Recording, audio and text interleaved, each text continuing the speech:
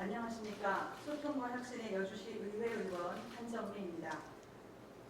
존경하는 여주시민 여러분, 태풍의 피해와 아프리카 돼지열병의 확산 우려 속에 사람 중심 행복 여주를 만들기 위해 애쓰시는 시장님과 일천여 공직자 여러분, 그리고 이 자리에 함께 해주신 언론인과 방청객 여러분께 우선 감사와 격려와 위로의 말씀을 드립니다. 이른 추석을 맞더니 어느덧 10월에 접어든 지도 벌써 일주일이 되었습니다. 세월의 빠름을 실감하면서 깊어가는 가을을 느낍니다. 추수가 한창인 계절에 9월, 10월 연이은 늦태풍으로 농가에 피해가 발생하고 아프리카 돼지열병이 확산되는 조짐을 보여 안타까운 심정입니다. 다행히 여주시청을 비롯해 민, 관, 군과 각종 협회와 단체들이 혼신의 힘을 다해 방제와 확산 예방에 나서고 있어 조만간 진정 국면에 접어들 것이라 기대해 봅니다. 이 어려운 와중에 한 가지 기쁜 소식은 우리 여주시가 내년 경기도 생활 SOC 44개 사업 중 하나에 확정되어 90억 3,500만 원의 사업비를 국비로 확보하게 되었습니다. 모든 공직자분들이 수고해 주셨지만 특히 담당 부서인 교육혁신팀과 기획팀에게 깊은 감사의 말씀을 드립니다. 생활 SOC란 도로나 철도 등 대규모 기관시설이 아닌 교육, 문화, 의료, 복지, 체육시설 등 일상생활과 밀접한 인프라를 말합니다. 경기도의 생활 SOC 사업은 국비 1,756억 원을 포함해 총 5,719억 원을 투자하는 사업입니다. 경기도는 지난 4일에 대통령 직속 국가균형발전위원회가 선정한 2020년도 생활 SOC 복합화 사업에 경기지역 44개 사업이 선정돼 모두 1,756억 원을 지원받게 된 것이고 여주시 역세권 학교시설 복합화 사업이 그중 하나인 것입니다. 생활 SOC 복합화는 그동안 별도의 공간에 각 부처가 관장하는 시설을 각각 만들던 방식에서 벗어나서 일상생활과 밀접한 체육관, 도서관, 어린이집, 주차장 등 다양한 시설을 한 공간에 모으는 사업입니다. 생활문화센터와 국민체육센터 및 공공도서관이 주를 이루게 되므로 생활 SOC 복합화 시설은 지역의 혁신 공간이 될 것으로 생각됩니다. 이번에 사업 선정이 확정되어 국토비 90여억 원이 확보된 만큼 여주 역세권 학교시설 복합화는 내년부터 본격적으로 추진되어 사업 진행에 탄력을 받을 것으로 기대됩니다. 이 사업의 총 예산은 1,235억 원을 합하여 총 225억 원으로 교동 453-7번지 1원에 지상 4층, 지하 1층의 규모로 조성되어 학생들은 물론 지역 주민들이 함께 이용하는 공공시설의 기능을 하게 될 것입니다. 공공도서관, 수영장 등을 갖춘 국민체육센터, 생활문화센터, 그리고 교육공간과 그에 딸린 편의시설들이 채워져 여주 시민의 품격 있는 생활, 깨끗하고 건강한 삶의 터전이 될 것이라 생각됩니다. 잘 아시다시피 그동안 여주는 한강 수계 및 자연환경의 보존을 이유로 30여 년간 전 지역이 수도권 정비교육법에 의한 자연보전구역으로 지정되어 대부분의 지역에 4년제 대학 신설이 금지되고 대기업 신증설이 제한되면 물론 중소기업의 신증설조차도 규제를 받는 등 지역 발전이 크게 정체되어 왔습니다. 그러다 보니 지역 젊은 인재들의 유출이 컸던 것도 사실입니다.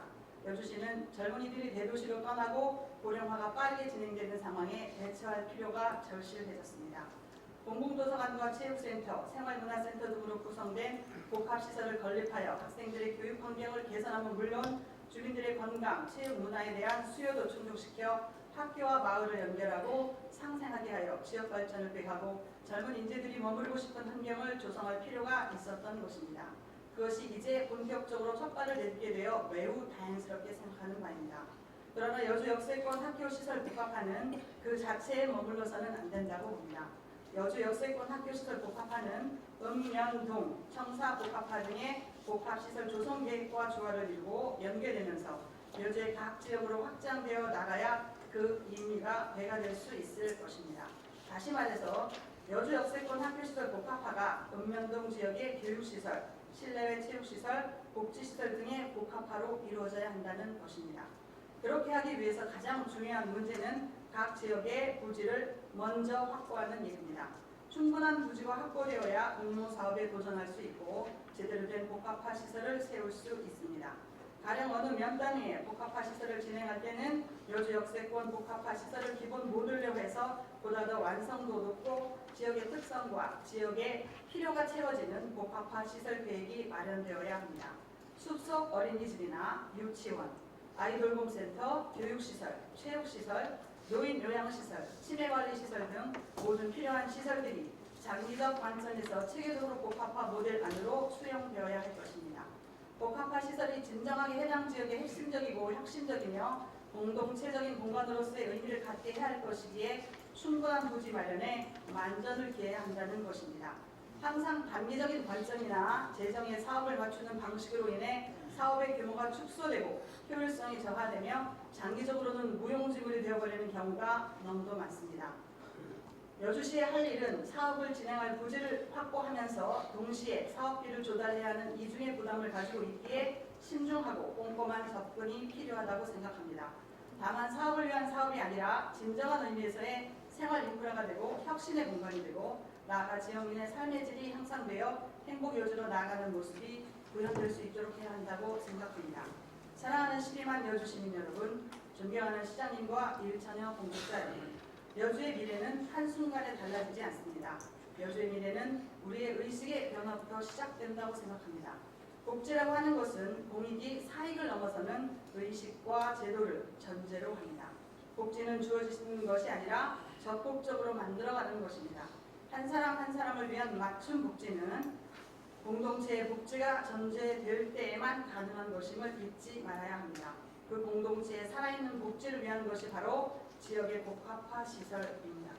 본 의원은 그 중요한 복합화 시설의 밑바탕인 부지 마련이 마치 교육의 백년대계인과 같은 관점에서 추진되고 설계되기를 바라는 마음 간절합니다. 여주가 시민의 공동체가 살아 움직이는 풀뿌리 민주주의의 최고 모델이 될 수 있기를 희망합니다. 사람 중심 행복 여주의 모습이 복합화 사업에서 그 단초를 찾을 수 있을 것이라 생각합니다.